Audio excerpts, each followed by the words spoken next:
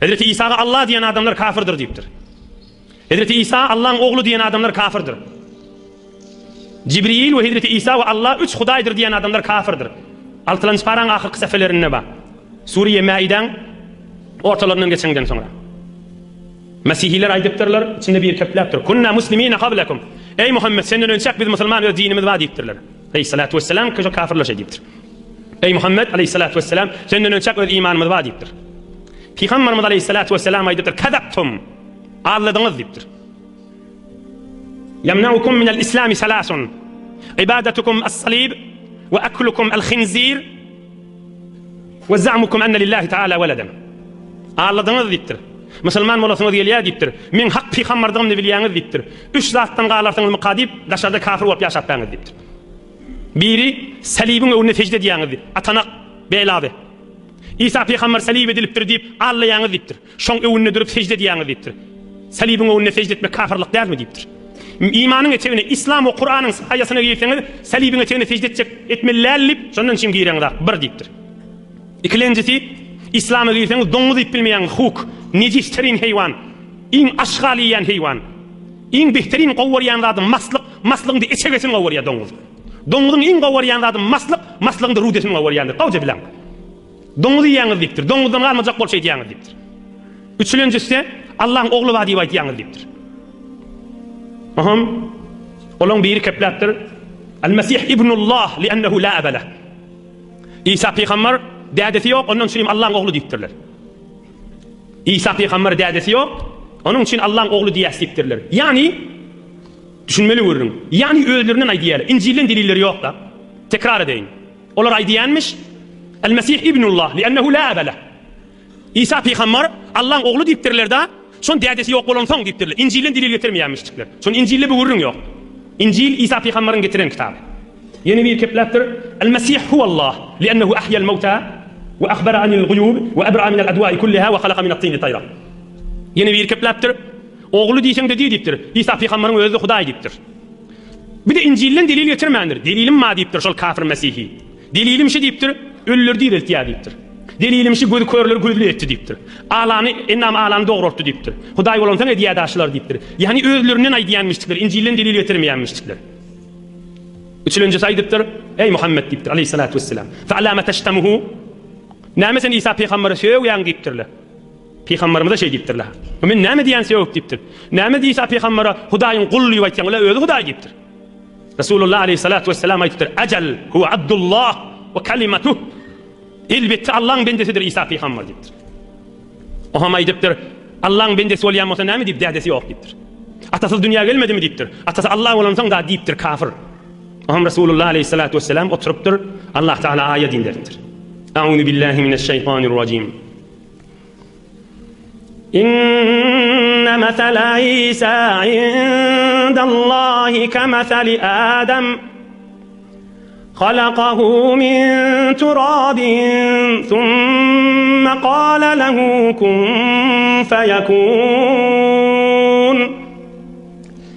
الحق من ربك فلا تكن من الممترين. İlk Allah Teala ayet indirttir. Şolun cevaplarından çürüyüm. Olar aýtdylar, İsa peýgamberiň dädesi ýok, ondan çürüyüm Allah'ın oğlu diýdiler. Allah ayet indirttir. Onu olara aýt, Hazreti Adam'ın dädesi de ýok, enesi de ýok. Näme diýäňiz diýip aýtdypdyr. İsa peýgamber Meryemden dünýäge geldi. Emma Hazreti Adam'ın dädesi de ýok, enesi de ýok. Näme diýäňiz diýip aýt, jogap tapmazlar diýipdir. Ayet indir, inne mesele İsa indallah kemeseli Adem, halaqahu min turab, thumma qala lehu kun feyekun. Hazreti Adam ondan da geňra, dädesi de ýok, enesi de ýok. Kumdan yaradıp, ruh iyi verip, dünya gelmedi mi deyipdir.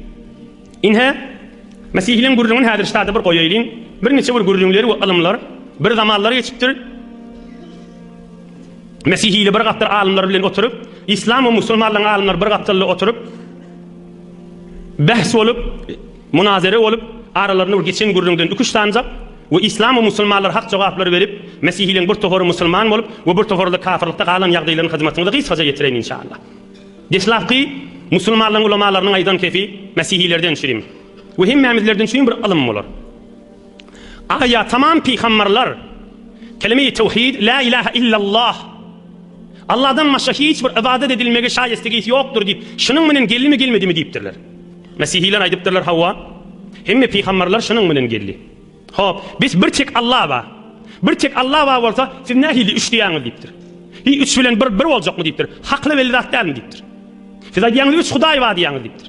Bir Allah var. Tamam peygamberler la ilahe illallah bilen geldi mi gelmedi mi? Geldi. Hemme peygamberler getiren şol. La ilahe illallah vahdehu la şerike leh. Vahdehu la şerike leh. Allah'ın şeriki yok. Nahili üç diýäňiz deyipdir. Ve iyidi. Eger üçüsünü üşürüp bir Hudaý diýen bolsaňyz deyipdir. Allah ve İsa ve Meryem. Allah ve İsa ve Cibril. Üçüsünü üşürüp bir Hudaý diýen bolsaňyz, onu Hudaý üç tike diýip aýtmaly bolýaňyz. Aýaşyň peygamberler Hudaý üç tike diýip aýdýarmy diýipdirler. Muňa da jogap tapmandylar. İkilenji görüň. Musulmanlaryň aýdan kefi. Aya İsa ruhullah ala nebiyina ve aleyhissalatu vesselam.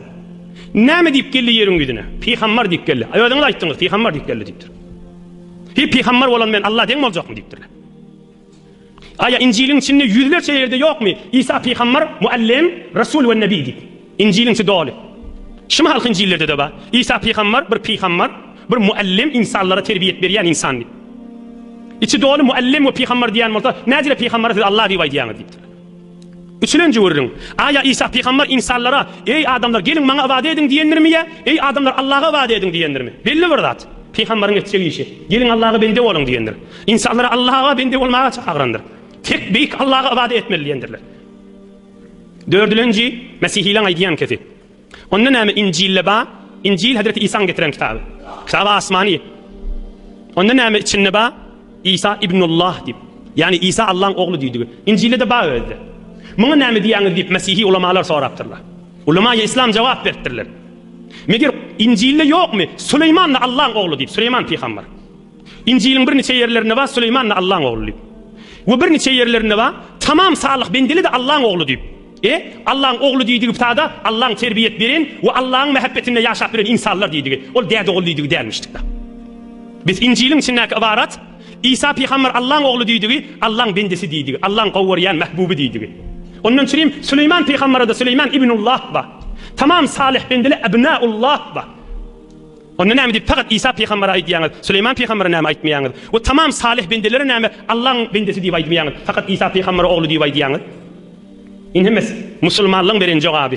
Ve hatta İncil'de ba telika adamda iblisin oğlu deyip, şeytanın oğlu deyip. Yoksa şeytanın oğlu der ahim şol. Şeytanın mehetleşýäni diýdi. Şeytanın dostu diýdi. Biz ol İncil'de ba İsa peygamber Allah'ın oğlu diýdi. Ol oğul manada değil, farzand manada değil, mahbub manada. Gowuryanlyk manada. Son Süleyman peygamber de İncil'in içinde İbnullah deyipdir. Tamam salih bendeler İbnullah deyipdir. İnhe İsa'ca Mesihiyetin bir Allah'a şerik koýýarlykları ve İsa peygamber Hudaýyň oğlu diýip aýtýarlary ya İsa peygamber Allah diýerleri görünüp duran bir batyllıkda. Kul huvallahu ahad, Allahus samad, lem yelid ve lem yulad ve lem yekun lehu kufuwan ahad. Emma ahirkisi doňu diýerlikleri. Ey cemaatler, ey musulmanlar, ey hak Allah'ın bendeleri, ey hak Muhammed peygamberin ümmeti. Kur'an-ı Kerim'de bir görürüňmi? Yeni 5 daqiqa oturaýdyň. Kur'an-ı Kerim'de bir görürüňmi? Akılın heyrany goýýar. Yani hak kafir musulman bolanlar şu görürüň görse. Näme görürüň? Asnam. Kelimeye asnam. Sanam cemi asnam. Asnam manasy but diýdi. Daşa Hudaý diýmeýärmi? Şoňa araplar asnam diýär. Kur'an-ı Kerim'in başından ayak 5 yerine var. Asnam but diýdi 5 yerine var. Heyran kalmalı. Kur'an'ın deslavından ta ahirine çeli Bismillah'dan başlayan ta kul a'udhu rabbin nas ta Kur'an tamam bolýança asnam but 5 yerde vardı. Doňuz da dogry 5 yerde gelipdir. Oň üstüne geňdat. Arak da dogry 5 yerde gelipdir. Üçütü meňde işlýdi da. Doňuz 5 yerde gelipdir. Khinzir. Arak 5 yerde gelipdir. Asnam but 5 yerde gelipdir. Ru'b korku diýdi. Bir Hudaýdan korkmaýalım diýen ya Allah. Korku ru'b Arap dilinde. O da 5 yerinde gelipdir. Haibin khabe doňy galyp maksadyna yetmedi diýdi. O da 5 yerde gelipdirdi. 5'iste 5 yerde gelipdir. Bir-birine refle. Her gaýta başga yerde ha. 5'iste 1, 5'iste 5 yerde. But, asnam, kafirler, müşrikler. Arak 5 yerde, doňuz 5 yerde.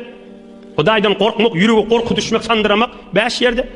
Hiç bolup maksadyna yetmeýän ülkütli 5 yerde var. Ine başga nasihat aýtyp bermeliler. Musulman kafirden sürin boljak taş. Aham Ahirki jawrun gysgaja geçireyin, bir kuştagyga wagtym tamam bolup gelýär. Bir kepleri kulak asmandyrlar Mesihile. Öňkön küçülük. Onu Resulullah aleyhissalatu vesselam aýdypdyr. Hudaý maňa emretdi diýipdir. Eger inni İslam'a girmeseňiz bir kepli bir ilmla bilen hemmeňiz üçüň çöle çykyň diýipdir. Menne öz içeriğim menen çöle çykjak. Her gaýtymyz bir gapdalla duraýlyň, betdoga edeýliň. Hudaýa kiminki yalan bolsa biz dargat diýip diläýliň diýipdir. Çykyň orta diýipdir. Mubahele diýär adyna. Peygamberimiz aleyhissalatu vesselam körükeni Hazreti Ali Murtada radıyallahu anh körfegiydi Hazreti Fatıma Zehra radıyallahu anha ve Peygamberimizin işli gülli reyhanete nebi cennetin cavan oğlanı Hasancan Hüseyincan 4 bolup taşryp çykypdyr. Peygamberimiz aralarına 5 nefer. O 4 yani içerisindeki Hazreti Ali, Hazreti Fatıma, Hazreti Hasancan Hüseyincanlara aýdypdyr. Her akşam men dua edende siz amin diýin fakat diýipdir. Ohan 5 bolup ograp barya kala Mesihile ol kollara aýdypdyr. Görýäňizmi gelýärler diýipdir. Ol nurani ýüzleri özäň diýipdir. Şolar ege doga esele dağlar goforulsun diýse dağlar goforuljak diýipdir. Hak peýgamberdigine bilýäs diýipdir, ondan çyn bet doga girmäýliň diýipdir.